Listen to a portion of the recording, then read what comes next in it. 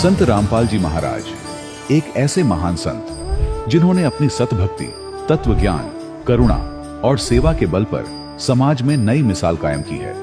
संत रामपाल जी महाराज की अगुवाई में उनके सभी सतलोक आश्रमों से समाज कल्याण के अद्भुत कार्यों ने समाज को सुनहरे भविष्य की एक नई उम्मीद दिखाई है। संत रामपाल जी महाराज से नाम दीक्षा लेने के बाद लाखों लोगों की लाइलाज बीमारियां जैसे कैंसर, एड्स आदि ठीक हुई। संत जी के ज्ञान से प्रेरित होकर उनके अनुयायियों ने लाखों यूनिट रक्तदान किया। संत जी ने लाखों बहन बेटियों का दहेज मुक्त विवाह करवाया।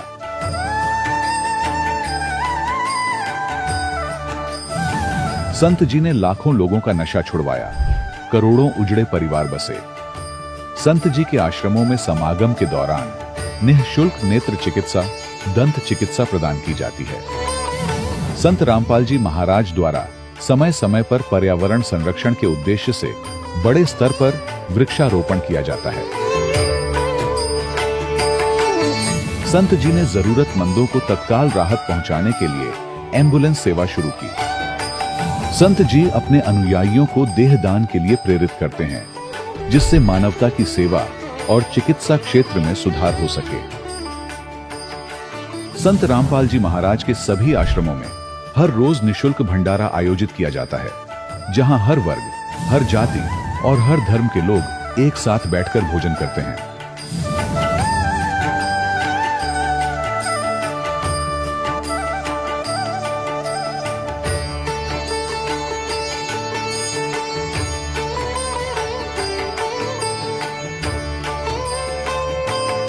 संत रामपाल जी महाराज के आश्रम में हजारों बुजुर्गों को सम्मान और प्यार के साथ जीवन जीने का अवसर मिलता है।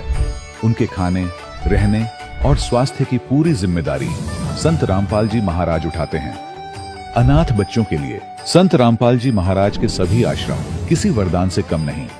यहाँ उन्हें शिक्षा, संस्कार और भविष्य के लिए बेहतर अवसर प्रदान किए जाते हैं। चाहे बाढ़ हो, भूकंप या महामारी, संत रामपाल जी महाराज और उनके अनुयायी हमेशा ही जरूरतमंदों के लिए सबसे आगे खड़े रहते हैं। कोविड महामारी के दौरान संत रामपाल जी महाराज के आश्रमों से करोड़ों लोगों के लिए भोजन, दवाइयां और जीवन रक्षक सामग्रियां उपलब्ध कराई गई। चाहे गरीब की मदद हो या किसी शोषित और पीड़ित वर्ग के हक और सम्मान की लड़ाई, संत रामपाल जी महाराज ने हमेशा ही उनकी दबी आवाज को सरकारों तक पहुंचाया है और उन्हें उचित न्याय दिलवाने में अहम भूमिका अदा की है। समाज में आध्यात्मिक और सामाजिक मूल्यों के प्रति जागरूकता लाने में संत रामपाल जी महाराज हर कदम पर मानवता के सच्चे सेवक साबित हुए हैं। संत रामपाल जी महाराज का जीवन हमें सिखाता है कि सच्ची सेवा वही है जो निस्वार्थ भाव से की जाए।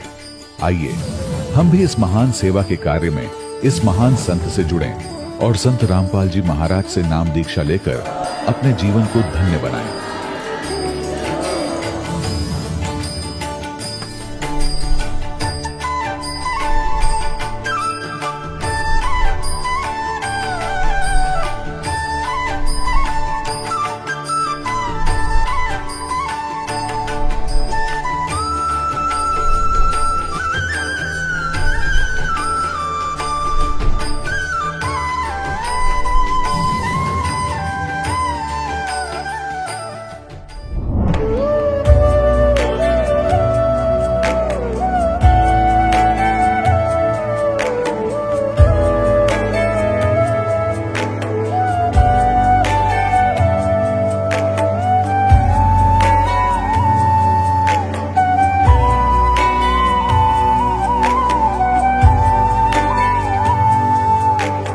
गीता अध्याय 15 के श्लोक 16-17 में 3 प्रभु बताए हैं। ये 3 प्रभु कौन हैं? किस प्रभु की शरण में जाने के पश्चात जन्म और मरण समाप्त हो सकता है? 3 प्रभुओं में सबसे उत्तम परमात्मा कौन है? कैसा है? उसका क्या नाम है? इन सभी गूढ़ रहस्यों को जानने के लिए अवश्य सुनिए जगत गुरु तत्वदर्शी संत रामपाल जी महाराज के अमृत वचन। सत साहिब दर्शकों, मनुष्य जीवन भर भक्ति करता है, लेकिन फिर भी दुख और बीमारियां उसका पीछा नहीं छोड़ती है। इसलिए अक्सर उसका भगवान के प्रति विश्वास डगमगाना स्वाभाविक हो जाता है। दर्शकों, कुछ ऐसी ही कहानी थी पंजाब के रहने वाले प्रिंस जी की। प्रिंस जी ने जीवन भर शिव जी और दुर्गा जी की पूजा अर्चना की और अपने धर्म में किए जाने वाले हर धार्मिक अनुष्ठान को अपनाया, लेकिन इसके बावजूद भी इनको न तो शारीरिक सुख मिल पा रहा था और न ही मन को शांति मिल रही थी।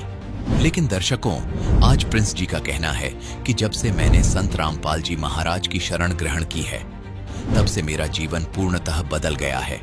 मेरे जीवन की सारी परेशानियां व शारीरिक कष्ट छू मंत्र हो गए हैं। दर्शकों, आखिर ऐसा क्या हुआ जो आज प्रिंस जी अपनी भक्ति साधना को शास्त्र विरुद्ध और संत रामपाल जी महाराज द्वारा बताई गई भक्ति साधना को शास्त्रों के अनुकूल बता रहे हैं। आइए सुनते हैं प्रिंस जी की कहानी, उन्हीं की जुबानी। नमस्कार जी। नमस्कार सर। सर क्या नाम है आपका? मेरा नाम प्रिंस दास है। मैं अमृतसर पंजाब से हूँ। सर संत रामपाल जी महाराज से नाम दीक्षा आपने कब ली? सर मैंने संत रामपाल जी महाराज जी से नाम दीक्षा 2020 जब लॉकडाउन था तब मैंने ली थी उनसे ये नाम दीक्षा। सर संत रामपाल जी महाराज से नाम दीक्षा लेने से पहले क्या आप कोई भक्ति साधना भी करते थे? भक्ति साधना का सर ऐसा था कि जैसे जो मेरे आसपास का जो मेरा जो फ्रेंड सर्कल है, मेरी फैमिली है, तो वो जैसे भी करते थे तो उनको देख के जो भी था, मतलब लोगों को देख के तो वही भक्ति साधना में करता था। जैसे शिव जी के व्रत रखना, अब नवरात्रे चल रहे हैं, जैसे वो नवरात्रों की जो अपना व्रत वगैरह रखना, ये सब चलता था। तो सर जो भक्ति साधनाएं आप कर रहे थे, नवरात्रों के व्रत या अन्य साधनाएं, इन सब से आपको क्या क्या लाभ हो रहे थे? भगत जी ऐसा था कि जैसे लाभ का तो पता नहीं है, पर हानि जरूर हुई थी उस दौरान। उस दौरान क्या था कि मेरे ना पथरी थी पेट में, तो 6-7 साल से ऐसा ही था। मतलब कभी किसी से दवाई ले ली, कभी किसी ने बता दिया कि वो बाबा बैठता है वहाँ पे, उससे चूरन ले लो, या वो उधर बैठता है उससे कैप्सूल ले लो, वो कैप्सूल देता है, कोई दही के साथ ये देता है। मतलब ऐसे ही चलता रहता था। कोई टोना टोटका कर दिया, कोई ऐसे कर दिया। इतना दर्द रहता था, वो ठीक ही नहीं हो रहा था भगत जी। तो सर जब आपको पथरी की प्रॉब्लम थी पहले की भक्ति साधनाओं को करने से, उसके बाद फिर संत रामपाल जी की जानकारी आपको कैसे मिली? संत रामपाल जी महाराज की जानकारी हमें ऐसे मिली कि मेरे जो पापा हैं वो मतलब 2014 से जुड़े थे इस अपना संत रामपाल जी महाराज जी से। तो उस दौरान ही मुझे उनके बारे में पता भी चला, तो मैं मतलब उनको मतलब इग्नोर ही करता था, क्योंकि इनका जो ज्ञान है वो थोड़ा अलग तरीके का है। वो मतलब एक हटके ज्ञान है संत रामपाल जी महाराज जी का। तो होता क्या था कि अब हम घर में जैसे मांस खाना, मतलब जो भी ऐसे था, हम घर पे बनाते थे अंडा वगैरह। तो मेरे पापा ने नामदान जब ले लिया था तो ये घर में चीज़ अलाउड नहीं हुई बाद में। तो मैं क्या करता था कि मैं लड़ता था अपने पापा से कि मैंने अंडा घर में बनाना ही बनाना है, मांस बनाना ही बनाना है, चाहे जो मर्जी करो। पर मेरी मम्मी बोलती थी कि नहीं पापा गुस्सा करेंगे।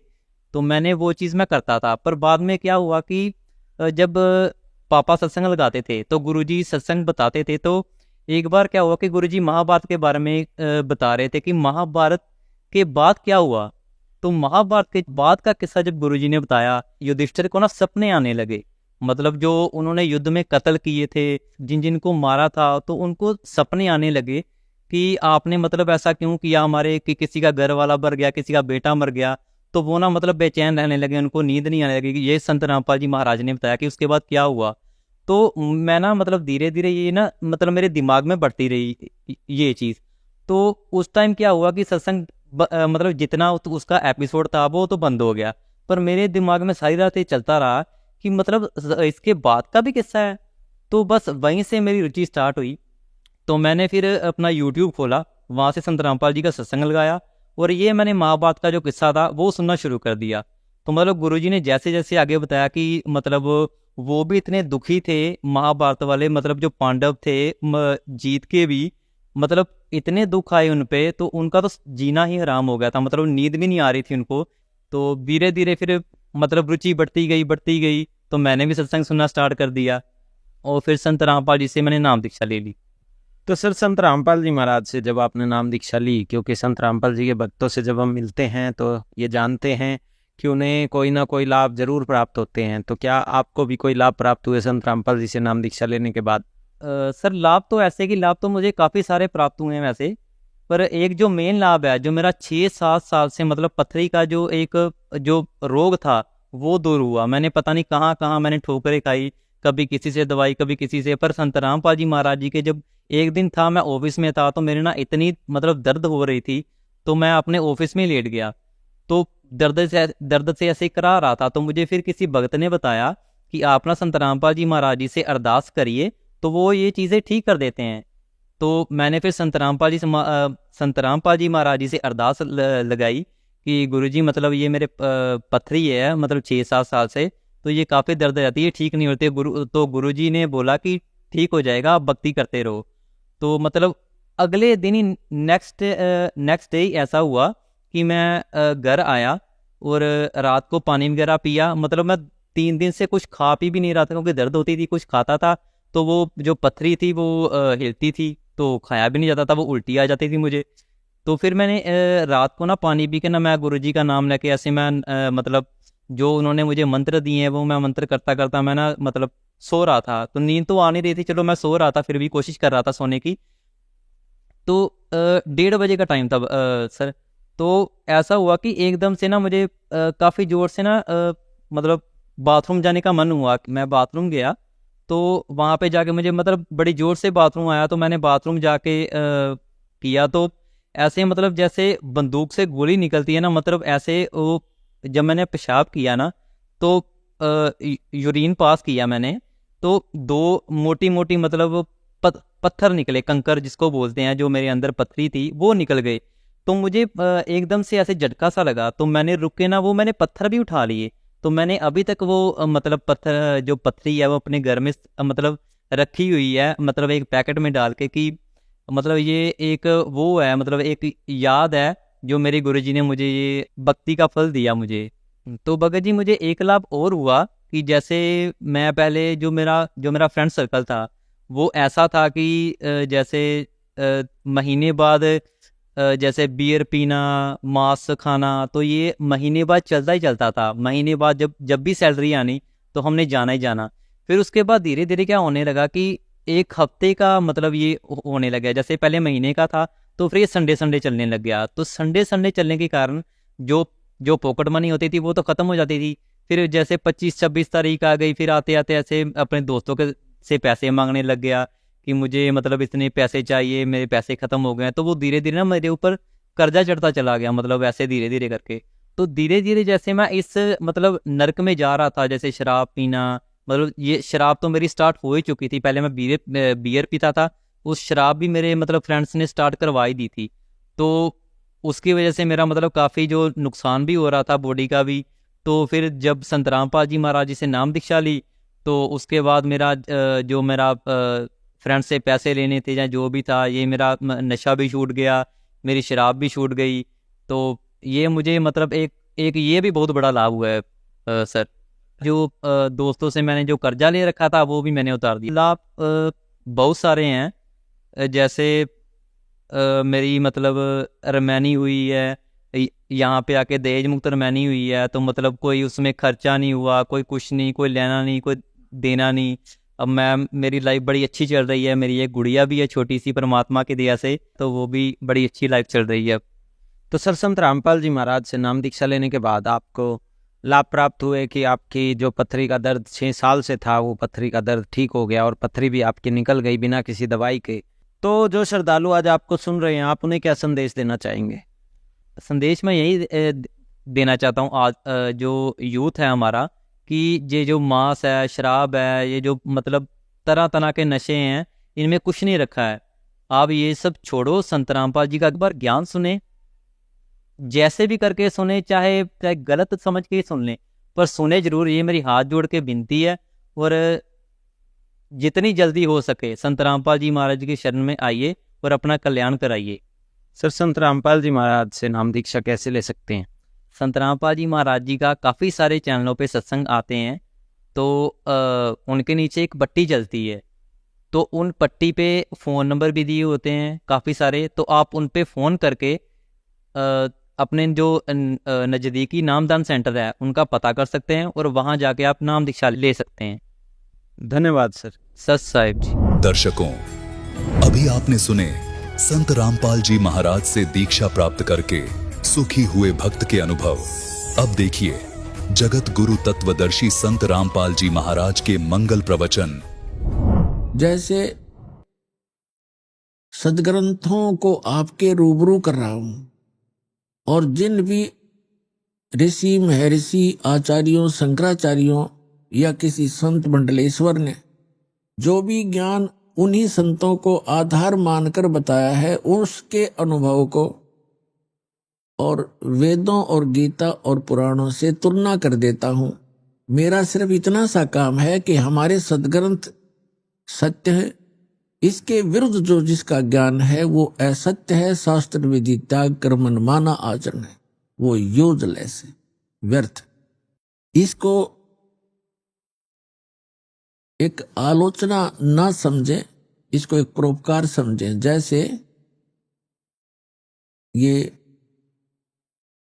कई शरारती व्यक्ति, कुछ असामाजिक तत्व नकली नोट छाप देते हैं 500 और 1000 रुपए के। जब सरकार को पता चलता है तो वो क्या करते हैं, ओरिजिनल और डुप्लीकेट दोनों साथ साथ दिखाते हैं समाचार पत्रों में, मीडिया और इलेक्ट्रॉनिक मीडिया टीवी चैनलों पर, और वो बताते हैं कि देखो ओरिजिनल में ये वस्तु है और डुप्लीकेट ये ऐसा है, इसमें ये नहीं है, ये त्रुटि है। तो कोई ये कहे कि सरकार आलोचना कर रही है दूसरों के नोटों को, तो जची नहीं बात। ठीक इसी प्रकार वो सरकार एक बहुत बड़ी परोपकार कर रही है, नहीं तो लाखों लोग लुट जाते। तो यही उद्देश्य दास का है कि आपके ओरिजिनल और डुप्लीकेट ज्ञान को दोनों को रूबरू कर रहा हूं, और इससे आपको पहचान होएगी सत्य और असत्य की, आपका जीवन नाश होने से बच जाएगा। तो इसका परिणाम अब अच्छा निकल रहा है। आपको दिखाते हैं श्रीमद् भगवद गीता, ये एक अनमोल ग्रंथ है, ये चारों वेदों का इसके अंदर सारांश है, और इसके अंदर बहुत ही सिस्टेमेटिकली ज्ञान दिया हुआ है, तरतीब वाइज दिया हुआ ज्ञान है। लेकिन हमारे धर्मगुरु हमारे अध्यात्म मार्ग के इन ग्रंथों को, आध्यात्मिक ग्रंथों को, सदग्रंथों को समझ नहीं सके, जिस कारण से ये हमें लोक वेद सुनाते रहे। लोक वेद का अर्थ होता है दंत कथा, अक्षेत्रीय ज्ञान। लोक वेद अक्षेत्रीय ज्ञान, दंत कथा, सुना सुनाया ज्ञान एक दूसरे से जो सत्य ना हो, उसको लोक वेद कहते। कबीर परमेश्वर जी कहते हैं, पीछे लग गया जाऊं था मैं लोक वेद के साथ, और रास्ते में सतगुरु मिल गए, दीपक दे दिया हाथ। जैसे परमात्मा हमारे को समझाने के लिए अपने ऊपर ही वो सब उदाहरण कोड करते हैं, एग्जाम्पल कोड करते हैं, उदाहरण लगाते हैं। क्या बताना चाहते हैं परमात्मा के पहले में लोकवेद यानी सुने सुनाए अपने धर्म मजहब अक्षेत्र में जो भी साधनाएं पूजाएं चल रही थी, उस लोकवेद के आधार से भक्ति कर रहा था। फिर सतगुरु मिल गए जिसने तत्व ज्ञान रूपी टॉरच दीपक हमें दे दिया। अब उस तत्व ज्ञान रूपी टॉरच यानी दीपक की रोशनी में अब हम भटक नहीं सकते, हम सीधे रास्ते चलेंगे जो मालिक ने बताया है। तो जैसे ये दास पहले श्री कृष्ण, श्री विष्णु, श्री रामचंद्र जी और शंकर भगवान का पुजारी था, हनुमान जी का पुजारी था, यानी सभी साजली पूजा हम करते ही थे। सभी हिंदू जो भी देव किसी ने बता दिया इससे बहुत लाभ होता है, उसी की उपासना प्रारंभ कर दिया करते थे। तो ये था लोकवेद। और फिर परम संत आदरणीय स्वामी रामदेवानंद जी मिले मुझदास को, उन्होंने जो रास्ता दिखाया, तत्व ज्ञान रूपी टॉर्च दे दी। तो उस टॉर्च की रोशनी में दास फिर उस लोकवेद को त्याग कर और यथार्थ मार्ग ग्रहण कर लिया। अब जैसे आज प्रसंग जो चला है कि जो साधनाएं हम किया करते थे और उन्हीं साधनाओं को हमारे दूसरे कुल के लोग भी करते थे, उनसे अच्छा हमारी व्यवस्था रही। जैसे ये दास श्री राम, श्री कृष्ण और विष्णु जी और भी अन्य साथ साथ जितने भी देवता, शंकर भगवान, हनुमान जी, गणेश जी, सबकी पूजाएं करता था। और घर में जो भी सुख होता था, जैसे बच्चे पहले पढ़ते हैं तो सफलता मिलना भी हम भगवान को क्रेडिट दिया करते थे। फिर बच्चे संतान हुई, लड़के लड़की हुई, तो भी हम भगवान को इस क्रेडिट देते थे कि जो साधना हम कर रहे हैं, शायद हम सोच रहे थे इन्हीं से हमें सब कुछ प्राप्त हो रहा है। फिर सर्विस लगी तो भी यही सोचा कि हनुमान जी ने दया कर दी, भगवान विष्णु ने दया कर दी, बाबा श्याम जी जो हमारा घरेलू देवता था, कभी उसको याद करते थे, उन्होंने कृपा बख्श दी। और कभी विष्णु जी को, कभी शंकर जी को, इन सभी को क्रेडिट दिया करते थे कि इन्होंने बड़ी रजा बख्श दी। अब पता चला कि वो जो कुछ भी हमें मिल रहा था वो हमारे प्रारब्ध में लिखा हुआ था। पूर्व जन्म के संस्कार ही प्रफुल्लित हो रहे थे। उन्हीं पूजाओं को करते हुए हमारे दूसरे परिवार के व्यक्तियों को वो लाभ नहीं हुआ, बहुत सी हानियां भी हुई। तो अब पता चला कि जो साधना हम कर रहे थे जिन देवताओं की, वो हमें ना हानि कर सकते हैं ना कोई लाभ पहुंचा सकते। वो केवल हमें वर्क डन ही दे सकते हैं, जैसा कर्म करेंगे वैसा ही देंगे। पूर्व जन्म का किया हुआ जो संचित कर्म होते हैं उनमें से एवरेज में निकाले जाते हैं पुण्य और पाप, उससे एक जीवन बना दिया जाता है जिसको प्रारब्ध कहते हैं, किस्मत कहते हैं। तो जब तक हम पूर्ण परमात्मा की साधना, सत साधना नहीं करते, तब तक हम केवल अपना प्रारब्ध ही भोग रहे होते हैं, अपनी किस्मत को से ही प्राप्त कर रहे होते हैं। और जब हम परमात्मा, पूर्ण परमात्मा की शरण में आते हैं, पूर्ण संत मिल जाते हैं, सत साधना मिल जाती है, तो फिर हम उससे हटकर लाभ लेते हैं। जैसे पहले वाली साधनाएं इन अन्य देव भगवानों की पूजाओं से, जैसे ब्रह्मा विष्णु महेश जी और ब्रह्म तथा परब्रह्म सरपुरुष जिसे कहा है अक्षर पुरुष, इनकी भक्ति करने वालों को केवल किया हुआ कर्म ही मिलेगा। उनके प्रारब्ध में यदि दुख है तो वो दुख होगा ही होगा। किसी का पुत्र मरना है तो मरेगा ही मरेगा, किसी की टांग कटनी है तो कटेगा ही कटेगी। उसे आपके प्रारब्ध में परिवर्तन नहीं हो सकता। हाँ, अशुभ और अशुभ दोनों डिपॉजिट होते चले जाएंगे, वो आपके संचित कर्मों में जुड़ जाएंगे। और जब हम पूर्ण परमात्मा, सत्य पुरुष कबीर भगवान की भक्ति करेंगे, पूर्ण संत से लेकर, इन नकलियों से नहीं, उससे कोई लाभ नहीं होना। सत साधना, सत मंत्र और पूर्ण सतगुरु और सच्ची लगन से मर्यादा में रहते हुए जो भक्ति करेंगे, फिर उनकी प्रारब्ध में यदि कोई हानि होनी है वो नहीं होगी। वो परमात्मा का विधान है, वो समर्थ परमात्मा है, वो हानि को टाल देता है, पुण्य आपके प्रफुल्लित होंगे। उदाहरण के लिए जैसे किसान खेती बीजता है, गेहूं बोता है, उसके अंदर खरपतवार भी साथ उग जाता है और गेहूं से भी अधिक उग जाता है। तो पहले इसका कोई समाधान नहीं था, पहले ऐसी कोई मेडिसिन डिस्कवरी नहीं हुई थी, अनुसंधान नहीं हो पाया था। और अब एक ऐसी मेडिसिन बना दी है वैज्ञानिकों ने कि उस मेडिसिन को, उस दवाई को पानी में डाल दिया जाता है, खेती के अंदर पानी में डालकर छिड़क दिया जाता है, तो वो घास को, खरपतवार को नष्ट कर देती है, फसल ज्यों की तो खड़ी रहती है, उसको हानि नहीं करती, तो वो फसल दुगनी होती है। इसी प्रकार अब परमात्मा ने यह दया बख्शी है, अपने वो जैसा नियम है उसका, वो रहस्य गूढ़ मंत्र, वो गुप्त मंत्र परमात्मा यहाँ सार्वजनिक करता है, जिसके जाप करने से हमारा वो खरपतवार रूपी पाप नष्ट हो जाते हैं, हमारे पुण्य शेष रह जाते हैं। तो वो मेडिसिन इस दास के पास है, इस विश्व में किसी के पास नहीं है।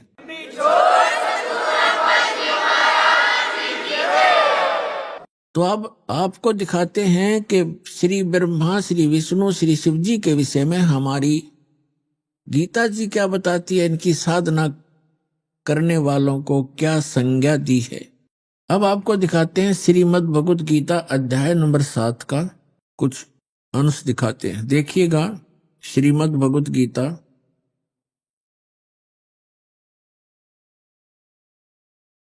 जयदयाल गोविंद का इसके अनुवादक हैं, गीता प्रेस गोरखपुर से ये प्रकाशित है। हम इसका 7वां अध्याय लेते हैं। ये है 7वां अध्याय, 7वां अध्याय श्रीमद् भगवत गीता का। इसके प्रथम मंत्र में क्या कहा है कि हे पार्थ, अनन्य प्रेम से मुझ में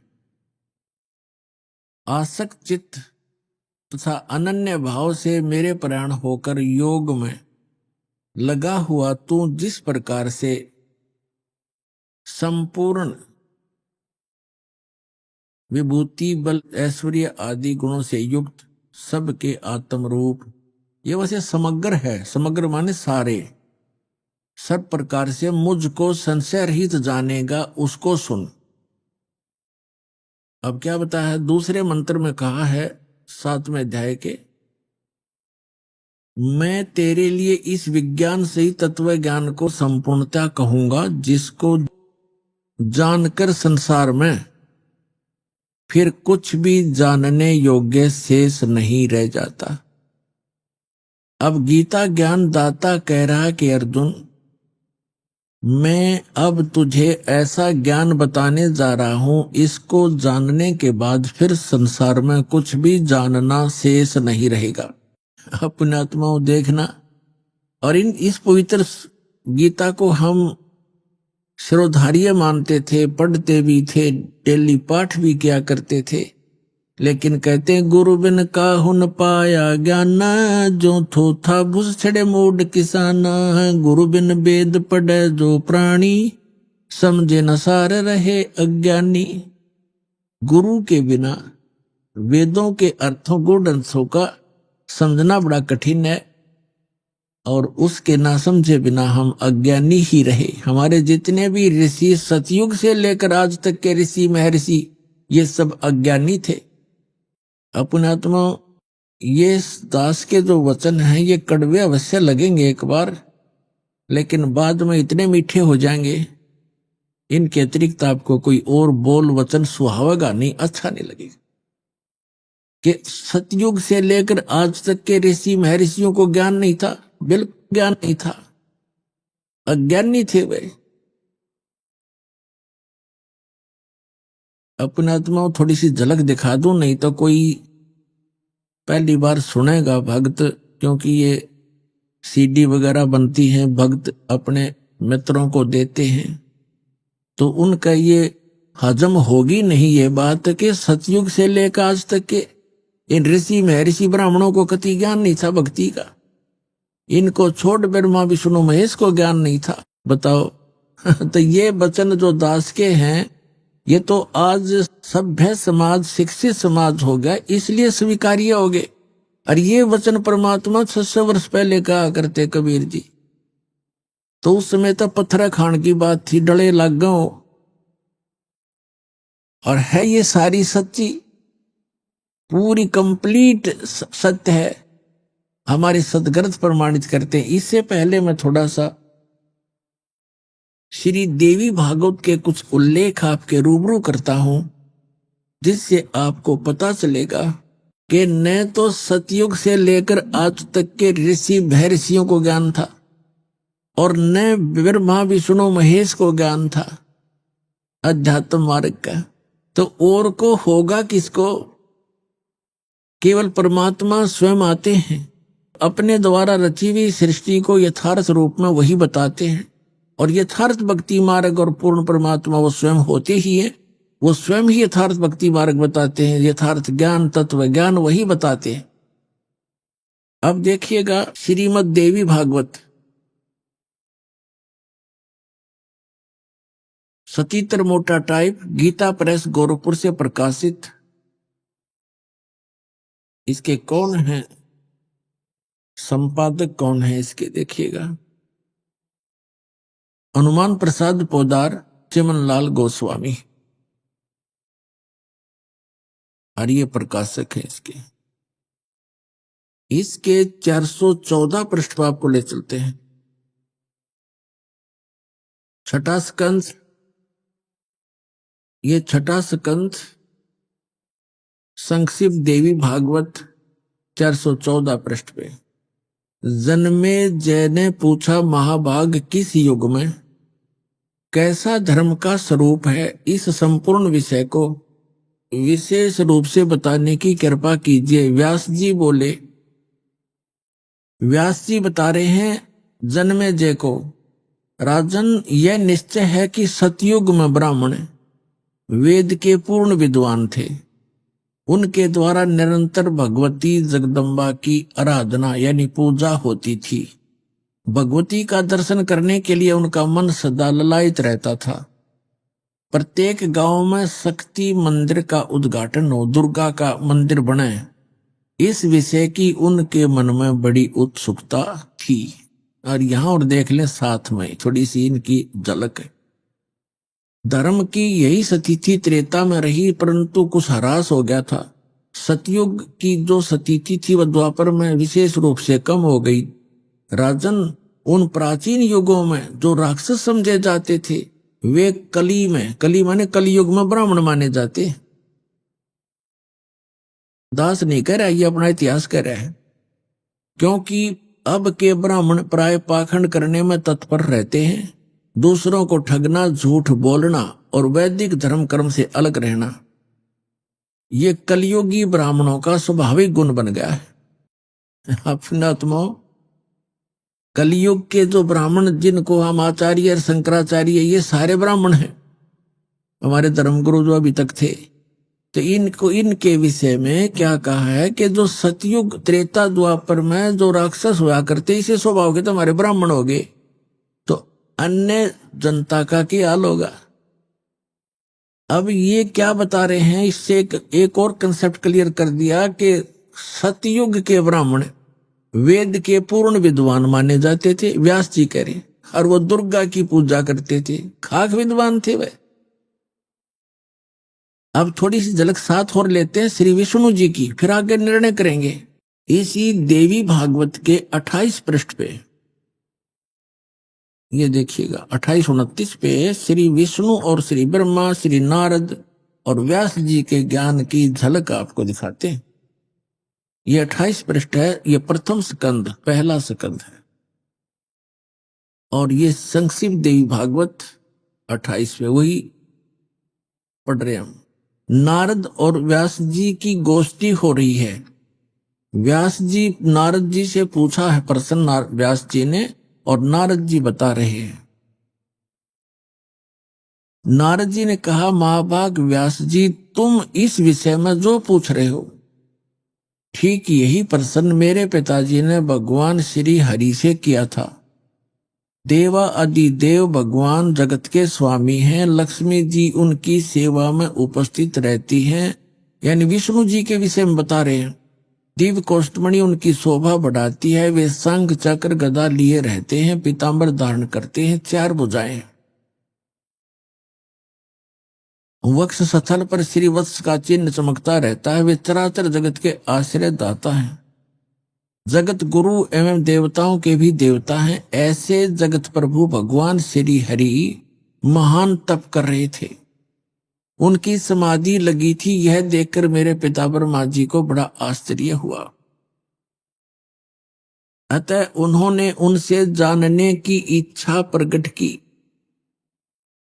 ब्रह्मा जी ने पूछा, प्रभु आप देवताओं के अध्यक्ष, जगत के स्वामी और भूत भविष्य एवं वर्तमान सभी जीवों के एकमात्र शासक हैं। ब्रह्मा जी विष्णु जी को यहाँ सबसे बड़ा भगवान बताने की चेष्टा कर रहा है। भगवान फिर आप क्यों तपस्या कर रहे हैं और आप किस देवता की आराधना में ध्यान मगन हैं? मुझे असीम आश्चर्य तो यह हो रहा है कि आप देवेश्वर एवं सारे संसार के शासक होते हुए भी समाधि लगाए बैठे हैं। ब्रह्मा जी के विनीत वचन सुनकर भगवान श्री हरि यानी विष्णु जी उनसे कहने लगे, ब्रह्मन सावधान होकर सुनो, मैं अपने मन का विचार व्यक्त करता हूं। देवता, दानव, मानव सब यही जानते हैं कि तुम सृष्टि करते हो, मैं पालन करता हूं, शंकर संहार किया करते हैं, किंतु फिर भी वेद के पारगामी पुरुष अपनी युक्ति से यह सिद्ध करते हैं कि रचने, पालने और संहार करने की यह योग्यता जो हमें मिली है, इसकी अधिष्ठात्री शक्ति देवी है। वे कहते हैं कि संसार की सृष्टि करने के लिए तुम में राजसी शक्ति का संचार हुआ है, यानी ब्रह्मा जी रजगुण है, ये सिद्ध होता जा रहा है, और मुझे सात्विक शक्ति मिली है, यानी विष्णु जी सतोगुण है, और रुद्र में तामसी शक्ति का आविर्भाव हुआ है, और शंकर जी तमोगुण है। इस शक्ति के अभाव में तुम इस संसार की सृष्टि नहीं कर सकते, मैं पालन करने में सफल नहीं हो सकता, और रुद्र से संहार कार्य भी संभव नहीं। ब्रह्मा जी हम सभी उसी शक्ति के सहारे अपने कार्य में सदा सफल होते आए। सुवर्त प्रत्यक्ष और परोक्ष दोनों उदाहरण मैं तुम्हारे सामने रखता हूं, सुनो। यह निश्चित है कि उस शक्ति के अधीन होकर ही मैं इस शेष नाग की सैया पर सोता और सृष्टि करने का अवसर आते ही जाग जाता हूं। मैं सदा तप करने में लगा रहता हूं, उस शक्ति के शासन से कभी मुक्त नहीं रह सकता। कभी अवसर मिला तो लक्ष्मी के साथ सुखपूर्वक समय बिताने का सौभाग्य प्राप्त होता है। मैं कभी तो दानों के साथ, राक्षसों के साथ युद्ध करता हूं, और अखिल जगत को भय पहुंचाने वाले दैत्यों के विकराल शरीरों को शांत करना मेरा परम कर्तव्य हो जाता है। और फिर क्या बताते हैं भगवान विष्णु जी बता रहे हैं, मुझे सब प्रकार से शक्ति यानी दुर्गा के अधीन होकर रहना पड़ता है। उन्हीं भगवती शक्ति का यानी दुर्गा जी का मैं निरंतर ध्यान किया करता हूं, और ब्रह्मा जी मेरी जानकारी में इस भगवती शक्ति से बढ़कर दूसरे कोई देवता नहीं, यानी दुर्गा से ऊपर मैं किसी भगवान से परिचित नहीं हूं। ये सबसे बड़ी, मेरे लिए सबसे बड़ी भगवान दुर्गा है। अपनात्माओं, इस थोड़े से उल्लेख में अपने सदग्रंथों से यह सिद्ध हो जाएगा कि यह दातम मार्ग का न विष्णु न पता, न ब्रह्मा न पता, न शंकर ने, न नारद जी ने, न व्यास जी ने, और सतयुग के ब्राह्मणों को, और सतयुग से के ब्राह्मणों को नहीं पता तो त्रेता द्वापर कलयुग वालों को तो पता ही कैसे होगा। यह आपके रूबरू आ गया कि उधर से सतयुग के ब्राह्मण भी वेद के पूरे विद्वान माने जाते थे, दुर्गा की पूजा करते थे। इधर विष्णु जी कह रहे हैं कि मैं दुर्गा की पूजा करता हूं, और इससे ऊपर कोई भगवान नहीं जानता मैं। तो आ गया सतर इनके अध्यात्म ज्ञान का, स्पिरिचुअल नॉलेज का। तो क्या पता था इन ब्रह्मा विष्णु महेश को, जिनको हम सर्वज्ञ मानकर पूजा किया करते थे। अब देखो ये दोनों यानी सतयुग के ब्राह्मण और विष्णु जी क्या कह रहे हैं कि हम दुर्गा की पूजा करते हैं। वेद में कहीं लिखा है दुर्गा की पूजा करने का? श्रीमद् भगवत गीता में लिखा कहीं दुर्गा की पूजा करने का? एक शब्द तो सुना दो। तो इसको कहते हैं लोक वेद सटदल उआ बाई बकदा। अब दुर्गा जी क्या कहती है आपको दिखाते हैं 562 पृष्ठ पर, 7वां स्कंद और संक्षिप्त देवी भागवत 562 पृष्ठ पे। देवी के द्वारा हिमालय को ज्ञानो उपदेश और ब्रह्म स्वरूप का वर्णन। अब श्री देवी जी कहने लगी पर्वतराज, अब दुर्गा जी पहले तो अपने विषय में बताती है, फिर कहती है नहीं, उस ब्रह्म का क्या स्वरूप है यह बतलाया जाता है, जो प्रकाश स्वरूप सबके अत्यंत समीप में स्थित हृदय रूप गुहा में स्थित होने के कारण गुहाचर नाम से प्रसिद्ध और महान पद अर्थात परम प्राप्य है। यहां फिर आ गया, वह है समस्त प्रजा के ज्ञान से परे है, अर्थात किसी की बुद्धि में आने वाला नहीं है, ऐसा तुम जानो। जो परम प्रकाश रूप है, जो सूक्ष्म से भी अत्यंत सूक्ष्म है, जिसमें संपूर्ण लोक और उन लोकों में निवास करने वाले प्राणी स्थित हैं, वही यह अक्षर ब्रह्म है। वही सबके प्राण है, वही सबकी वाणी है और वही सबके मन है। वह यह परम सत्य अमृत अविनाशी तत्व है। सौम्य, उस वेदने योग्य लक्ष्य का तुम वेदन करो, मन लगाकर उसमें तन्मय हो जाओ। सौम्य, उपनिषद में कथित महान अस्त्र रूप धनुष लेकर उस पर उपासना द्वारा तीक्ष्ण किया हुआ बाण संधान करो और फिर भावानुगत चित्त के द्वारा उस बाण को खींचकर उस अक्षर रूप पर हम कोई लक्ष्य बनाकर वेदन करो। प्रणव माने ओम, धनुष है, जीवात्मा बाण है और ब्रह्म को उसका लक्ष्य कहा जाता है। अब यहां देखिए, उस एकमात्र परमात्मा को ही जाने, दूसरी सब बातों को छोड़ दो। अब दुर्गा क्या कह रही है कि केवल एक ब्रह्म की पूजा करो, मेरी पूजा भी छोड़ दो। क्या कह रही है दुर्गा जी कि उस केवल एक ब्रह्म की पूजा करो, उसका ओम नाम है और उसको ब्रह्म की साधना जीवात्मा करे। अपनी साधना भी कह रही है, मेरी भी पूजा मत करो, एकमात्र उसी की साधना करो। ये देखो, उस एकमात्र परमात्मा को ही जाने, दूसरी सब बातों को छोड़ दे। यही अमृत रूप परमात्मा के पास पहुंचाने वाला पुल है। संसार समुद्र से पार होकर अमृत स्वरूप परमात्मा को प्राप्त कराने का यही सुलभ साधन है। इस आत्मा का परमात्मा का को ओम के जप के साथ ध्यान करो। इससे अज्ञान में अंधकार से सर्वथा परे और संसार समुद्र से उस पार जो ब्रह्म है उसको पा जाओगे, तुम्हारा कल्याण हो। स्पष्ट कर दिया कि ओम नाम ब्रह्म का है और इस ओम नाम के जाप से ब्रह्म को पाने का उद्देश्य रखकर साधना करो, तुम उसको प्राप्त कर जाओगे। और वो कहाँ रहता है? वह है यह सबका आत्मा ब्रह्म, ब्रह्मलोक रूप दिव्य आकाश में स्थित है। वहां रहता ब्रह्मलोक में यह ब्रह्म। अपने आत्माओं, यदि ये दास मौखिक ये वचन कहकर छोड़ देता और प्रथम बार कोई पुण्यात्मा ये वचन सुनता तो वो शायद टीवी बंद करके बैठ जाता और औरों को भी कहता कि वो तो निंदा करता है, झूठ बोलता है। और अब क्या कहोगे कि ये विश्व में यदि सत्य ज्ञान है तो रामपाल के पास है, न विश्व में किसी के पास ज्ञान नहीं।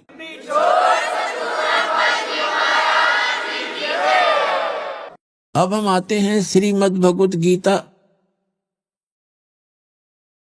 अध्याय नंबर 7 पर।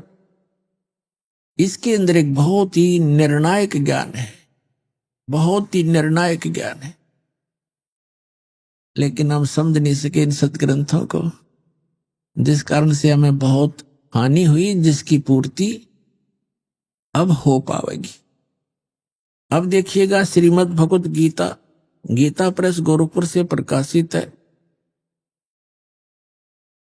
जयदाल गोविंद का इसके अनुवादक हैं।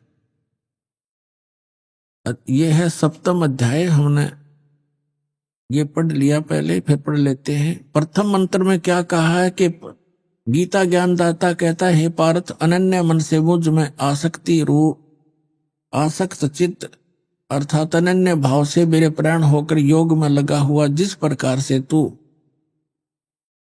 समग्र यानी सर्व भाव सब प्रकार से, समग्र माने सब प्रकार से मुझको संशय रहित जानेगा, उसको सुन। अब दूसरे में 7वें अध्याय का श्रीमद् भगवत गीता का दूसरा मंत्र पढ़ते हैं। मैं तेरे लिए इस विज्ञान सहित तत्व ज्ञान को संपूर्णता कहूंगा, जिसको जानकर संसार में फिर कुछ भी जानने योग्य शेष नहीं रह जाता। अब तीसरे मंत्र में कहा कि हजारों मनुष्यों में कोई एक मेरी प्राप्ति के लिए यत्न करता है। यत्न करने वाले योगियों में भी कई एक मेरे प्राण होकर मुझको तत्व से अर्थात यथार्थ रूप से जानता है। अभी आपने सुने संत रामपाल जी महाराज के मंगल प्रवचन। आइए अब सुनते हैं संत रामपाल जी महाराज से नाम दीक्षा लेकर सतभक्ति करके अद्भुत लाभ प्राप्त करने वाले अनुयायी के विचार। दर्शकों, जब मनुष्य अपने जीवन में सभी देवी देवताओं की भक्ति और आराधना करता है, भूत प्रेतों की साधना करके स्वयं भी तांत्रिक बन जाता है, लेकिन फिर भी वो अपनी बीमारियों को ठीक करने में असमर्थ रहता है। दर्शकों, ऐसी ही कहानी थी उड़ीसा के रहने वाले रंजीत मांझी जी की। रंजीत जी ने अपने जीवन में अनेकों प्रकार की भक्ति साधनाएं अपनाई और कई वर्षों तक स्वयं तांत्रिक का कार्य भी किया, लेकिन इसके बावजूद भी इन्हें बोन कैंसर जैसी बीमारी और मानसिक तनाव का सामना करना पड़ा। लेकिन दर्शकों, आज रंजीत जी का कहना है कि जब से मैंने संत रामपाल जी महाराज से नाम दीक्षा ली है और सभी प्रकार की शास्त्रों के विरुद्ध साधना को त्यागा है तथा संत रामपाल जी महाराज द्वारा दी गई शास्त्रानुकूल भक्ति साधना को अपनाया है, तब से मेरा जीवन पूर्ण रूप से बदल गया है। अब मेरी बीमारी भी और मानसिक तनाव भी पूर्णतः समाप्त हो गया है। दर्शकों, आखिर संत रामपाल जी महाराज ने रंजीत जी को ऐसी कौन सी जड़ी दे दी जिससे इनकी कैंसर जैसी लाइलाज बीमारी भी खत्म हो गई है? आखिर इसके पीछे की सच्चाई क्या है? आइए सुनते हैं रंजीत मांझी जी की कहानी, उन्हीं की जुबानी। नमस्कार सर। नमस्कार सर। सर, क्या नाम है आपका? रंजीत मांझी है सर। रंजीत जी, आप कहाँ से हैं? कलाहांडी डिस्ट्रिक्ट ओडिशा से। संत रामपाल जी महाराज से नाम दीक्षा आपने कब ली? 7 जनवरी 2018 को। संत रामपाल जी महाराज से नाम दीक्षा लेने से पहले आप क्या भक्ति साधनाएं किया करते थे? ऐसे हम आदिवासी होने के बाद, एसटी होने के बाद, हमारा जो परंपरा में था, भूत प्रेत, वो देवी देवता मसाणी, वो सब पूछता था, बकरा उकरा काटता था, वही सब करते आता था। उसका साथ साथ मतलब जो ब्रह्मा विष्णु महेश्वर, जो शिव मंदिर, वो सब जाता था। तो फिर आप संत रामपाल जी महाराज की शरण में कैसे आए? एक बार इसमें गाड़ी एक्सीडेंट हो गया सर, मैं गाड़ी से गिर गया था, तो उसमें चोट लगा। चोट लगने के बाद 15-20 दिन जाने के बाद मेरा ये पैर रात को इतना बड़ा हो गया, तो मैं सुबह उठते देखा तो मेरा पैर नहीं उठ रहा है।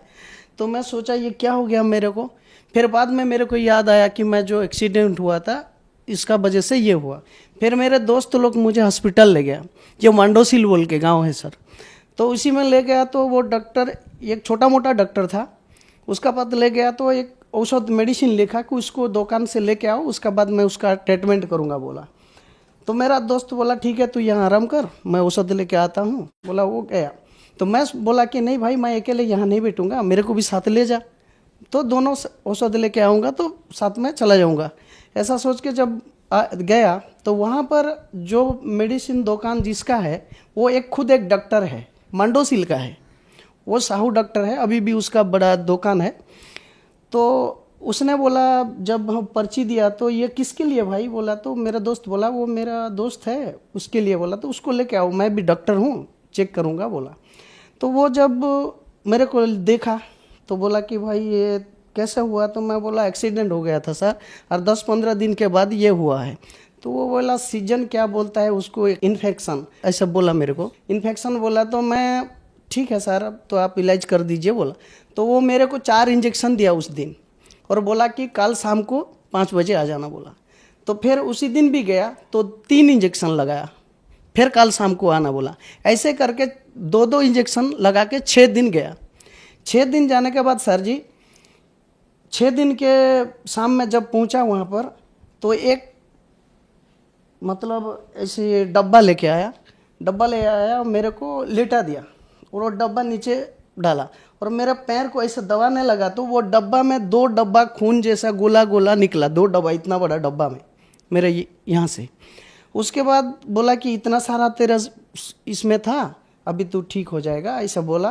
फिर 2 इंजेक्शन लगा के मेरे को भेज दिया। फिर अगले दिन 7वां दिन में फिर गया तो फिर वो साफ किया। साफ करने के बाद बोला कि कितना दूर तक तेरा ये है अभी पता नहीं चल रहा है, कल फिर आना बोला। फिर गया। अगले दिन मैं अपना जो कैंची है ना, जो रुआ काटते हैं डॉक्टर लोग, उसको दबाया तो वो अंदर इतना दूर तक चला गया। तो मेरे को बोला कि ये तो भाई होल हो गया, तेरा हड्डी में होल हो गया है। तो मैं बोला सर ये कैसे हो गया सर, तो बहुत दिन हो गया ना, इसीलिए तेरे कैंसर हो गया। मेरे को तो बताया नहीं, मेरा दोस्त को बुला के बताया कि उसको हड्डी कैंसर हो गया है और वो मतलब उसको बोल देना। तो वो मेरा दोस्त मेरे को बताया, तो मैं बोला कि कैसे, अभी तो मैं बचने वाला नहीं हूँ, फिर गरीब आदमी हूँ, पैसा इतना मेरे पास है नहीं। को बताया कि भाई ये तो मरेगा, क्योंकि इसका इलाज तो यहाँ होता नहीं है और उसका पास पैसा भी है नहीं, तो ये मरेगा ही मरेगा। लेकिन उसका फॉर्मेलिटी के लिए, मतलब अपना दिल बहलाने के लिए उसको मैं टैबलेट और औषध जो देता हूँ वो लगाते रहे, लेकिन वो बचेगा नहीं, ऐसा बोला था। और मेरा दोस्त भी अभी सबूत है वो। तो वो बोला कि ऐसा ऐसा हो गया, तेरे घर को फ़ोन कर देता हूँ। बोला तो मैं बोला नहीं करना मेरे घर को, क्योंकि मैं तो दुखी यहाँ हूँ, मेरे घर वाले दुखी हो जाएंगे, मेरे पति बच्चे सब लोग दुखी हो जाएंगे, पत्नी ये सब दुखी हो जाएंगे। तो वो बोला ठीक है। तो मैं क्या सर, उसी टाइम मेरे को, मैं उससे पहले ये ज्ञान गंगा पुस्तक, मेरे हेल्पर जो मेरे से काम करता था, हेल्पर, मैं मिस्त्री का काम करता हूँ, तो मेरा हेल्पर ज्ञान गंगा पुस्तक रखा था और उसको वो कवर में बंद करके अपना सिर पर तकिया दे के सोता था। तो एक दिन वो ड्यूटी गया था, मैं नहीं गया उसी दिन, दारू जोर से पिया था सर, और मैं ऐसा ऐसा करके देखा तो बुक निकला, मैं खोला, पढ़ा, मतलब ऐसा खोला तो उसमें ओम, अभी जो ओम और प्लस चिन्ह जो होता है सभी का दिया है, तो उसको मैं ऐसा खोल के बोला कि ये क्रिश्चियन का किताब कहाँ से रखा है। बोला, मैं उसको रख दिया, नहीं पढ़ा। फिर उसके बाद सर मैं फिर दारू दुकान में चला गया। दारू दुकान में जाने के बाद अपना जो खाना बना था, बनाने वाला, उसको बोला कि मैं मीट मछली लेके आता हूँ, तू बना और दारू लेके आऊँगा, बोला। तो बनाने के बाद फिर दोनों बैठ गया उसी सामने और पीने लगा। तो मेरे दिमाग में कैसे हो गया कि वो किताब को पढ़, ऐसा मेरा दिमाग में आया। तो मैं फिर उस किताब को वो दारू पीते समय ही पढ़ा तो सर उसमें देखा कि कौन ब्रह्मा का पिता है, कौन विष्णु की माँ, ये सब लिखा है। तो मेरे दिमाग फैल गया कि ब्रह्मा विष्णु का भी माता पिता है, आज तक हम सुना नहीं था, ये कैसे किताब है। फिर मैं दूसरे पल्च खोला, ऐसे खोल के देख के गया एक एक पेज, तो एक भक्तों का अनुभव पढ़ा था मैं। तो मुझे ऐसा कैंसर था, ऐसा वो हुआ था, संत रामपाल जी का, महाराज का जो शिष्य लोग जो अपना अनुभव बताते हैं, तो उसी पुस्तक में पढ़ा था। तो मुझे वो याद था। तो सर मैं ये अपना जो कैंसर का बार, तब याद आया कि मैं वो किताब में पढ़ा था। तो मैं वो किताब तो उसका है, मेरे पास तो है नहीं, तो मैं कैसे पाऊंगा। तो मेरे दिमाग में ऐसा परमात्मा भर दिया था कि उसमें जो पैम्पलेट आता था, वो पैम्पलेट को मेरे जेब में भरा रखा था मैं। तो वो मेरे को याद आया कि मेरे पास पैम्पलेट है, वो पैम्पलेट में क्या लिखा है तो दिखने के बाद मेरे को पता चल जाएगा। फिर मैं जब गांव चला गया, अगले दिन में वो मांडोसिल से गांव चला गया, फिर गया तो मेरे पास मोबाइल भी नहीं था। तब दूसरे को जाके वो पैम्पलेट देखा के उसको मैं एसएमएस किया, बर वाला फ़ोन किया। पहले तो फ़ोन किया तो कौन बोल रहा है, नहीं मैं रंजीत माझी बोल रहा हूँ और ये किताब मुझे मिलेगा क्या, बोला। तो वहीं से बोला कि नहीं, आप एसएमएस करो, आपका एड्रेस पूरा पता दे के एसएमएस करो इसी नंबर में, तो आपको मिल जाएगा। तो फिर मैं दूसरे लड़का का मोबाइल में एसएमएस किया और मेरे को 2 दिन के बाद एक भगत, जैसे संत रामपाल जी के शिष्य रहते हैं अपना गांव का नज़दीक में, वो लाके बस में मेरे को दिया। तो मैं पढ़ने के बाद मेरे दिल में ये आया कि गुरु है तो संत रामपाल जैसा गुरु नहीं है और भगवान है तो कबीर जैसा भगवान नहीं है। मैं जब पढ़ के ये अनुभव किया, संत रामपाल जी महाराज से बोले कि आप सही भगवान हो तो परमात्मा, मेरी ये कैंसर जो बीमार है उसको ठीक कर देना दाता, मैं आपकी शरण में आऊँगा। तो उसी रात को मैंने पहले जैसे लगाता था वो साफ करके, उसी औषध को, मतलब मैलम जो देते हैं, वो मैलम को लगाया और सो गया। सोने के बाद सुबह उठा तो भगत जी मैं ऐसे नहाने चला गया तालाब में नहा के, घूम के, धो के, पूरा फ्रेश होके, जैसे कि मुझे कुछ नहीं हुआ, ऐसे ही मेरे को महसूस नहीं हो रहा है कि मेरे पैर में कुछ था। उसके बाद मैं घर आया, घर आने के बाद भी घर वाले कुछ नहीं बोला, मेरे पत्नी भी कुछ नहीं बोला। तो मेरे को खाना वाना दिया, फिर क्या बोला, जो सुबह धोता हूँ मैं, फिर औषध लगाता हूँ। तो मेरे पत्नी बोला कि आज नहीं साफ करोगे क्या, गर्म पानी कर दिया हूँ, साफ करो बोला। तो मेरे को याद आया, ठीक है लाओ बोला। तो मैं जब खोला वो पट्टी, खोलने के बाद भगत जी उसमें जब खोला और रोए में जो मैलम पानी दिया था, डेटल पानी, वो साफ करने लगा तो वहाँ से खून निकला। तो मैं बोला खून कैसे निकल रहा है भाई, खून तो नहीं निकलना चाहिए। फिर मैं थोड़ा दबाया उसको, दबाया तो थोड़ा अंदर नहीं गया। फिर अच्छा से दबाया तो देखा तो पूरा मांस भर गया था वहाँ। तो मैं बोला कि बंदी छोड़ संत रामपाल जी महाराज, आपकी कृपा से मैं अच्छा हो गया भगवान, मेरे को कब तुम्हारा बुलावा आएगा, ऐसा सोचा सर। फिर बाद में मैं बोला अपने पत्नी को कि मैं नाम दीक्षा ले लूँगा, लेकिन वो नाम दीक्षा ऐसे लेना है कि कैसे नाम दीक्षा लूँगा, तो वो तो मुझे मालूम नहीं संत रामपाल जी महाराज से। तो मेरे को तो वही पता नहीं था कि नाम क्या है, लेकिन दीक्षा बोल के मालूम था, क्योंकि अपना जो गांव में लोग दीक्षा लेते हैं तो ऐसा दीक्षा होगा ये, ऐसा मेरे को मालूम था। तब मैं वो भगत को फ़ोन किया, जिस भगत ने, भगत बोला तो वो संत रामपाल जी महाराज का शिष्य, उसको फ़ोन लगाया। तो उसने उसको पूछा कि भाई अरे इस दीक्षा कैसे मिलेगा, तो वो बोला कि जारिंग गांव में नामदान सेंटर है, वहीं पर नाम दीक्षा दिया जाता है। उसके बाद 4 नंबर जब जनवरी में गया, 7 जनवरी 2018 को, तो मेरे को नाम दीक्षा संत रामपाल जी महाराज से मिली। सर आपको हड्डी कैंसर यानी बोन कैंसर था, डॉक्टर्स ने आपको मना कर दिया था कि अब आपकी जिंदगी ज्यादा नहीं है। आपने संत रामपाल जी महाराज से प्रार्थना की और संत रामपाल जी महाराज ने आपको नाम लेने से पहले ही ठीक कर दिया। तो क्या संत रामपाल जी महाराज से नाम दीक्षा लेने के बाद भी आपको लाभ मिले? हाँ मिले सर, बहुत सारे लाभ मिले सर। इतना बोलूँगा तो थक जाऊँगा सर, लेकिन थोड़ा सा बताऊँगा। मैं पहले तो मुझे आध्यात्मिक ज्ञान हुआ कि भगवान क्या चीज़ होता है, ये मुझे महसूस हुआ और भगवान को पहचाना। संत रामपाल जी महाराज पूर्ण परमात्मा है, पहचाना। अपना वेद शास्त्र में जो है वो हमको मिला। मैं बहुत नशा करता था सर, सुबह उठता हूँ तो पहले दारू पीता था और मेरे घर वाले भी तंग आ जाते थे कि ये दारू कैसे छूटेगा। और मेरे पत्नी बहुत सारे मंदिर मस्जिद ऐसी व्रत रखता था कि ये दारू छोड़े बोल के। मेरे पिताजी, मेरे बड़े भैया, इन लोग, मैं जब नहाने जाऊंगा बोलने से भी मेरे पीछे एक आदमी भेज देते कि ये दारू पीने जाएगा बोल के। मेरे घर आके भी पूछ सकते सर। तो जब वो मेरे को, जो मेरे साथ में जाता है, मेरे सिक्योरिटी बॉडीगार्ड बन के, उसको मैं पैसा दे देता था कि नहीं बोलना तू, मैं दारू पी जाने जा रहा हूँ, तू नहीं बोलना, तू ये पैसा ले बोल के उसको मैं पैसा दे के फिर दारू पी के आ जाता था।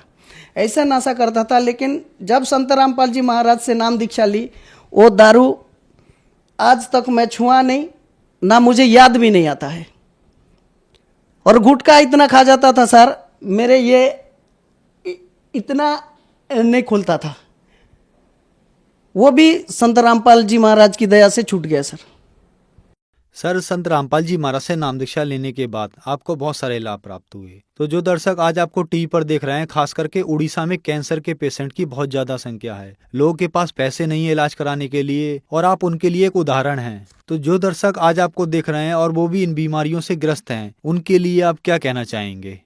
उनके लिए मेरे ये कहना है, उनकी प्रार्थना है कि इनको संत रामपाल जी महाराज की सत्संग सुने।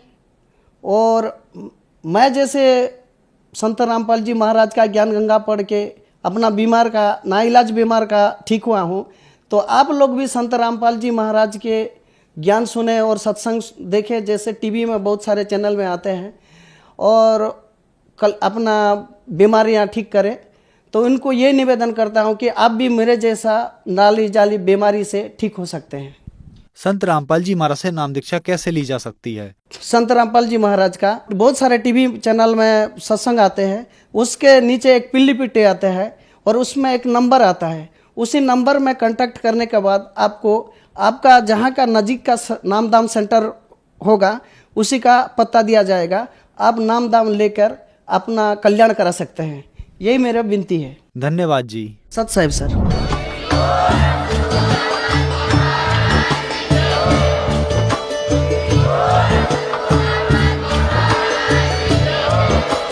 आप सुन रहे थे जगत गुरु तत्वदर्शी संत रामपाल जी महाराज जी के मंगल प्रवचन। अधिक जानकारी के लिए विजिट कीजिए हमारी वेबसाइट www.jagatgururampalji.org। संत रामपाल जी महाराज जी के शुभ आशीर्वाद से पूरे विश्व भर में 500 से भी ज्यादा नाम दीक्षा केंद्र हैं, जिन पर संत रामपाल जी महाराज जी द्वारा ऑनलाइन निशुल्क नाम दीक्षा दी जा रही है। अपने नजदीकी नाम दीक्षा केंद्र का पता करने के लिए संपर्क करें 8222880541।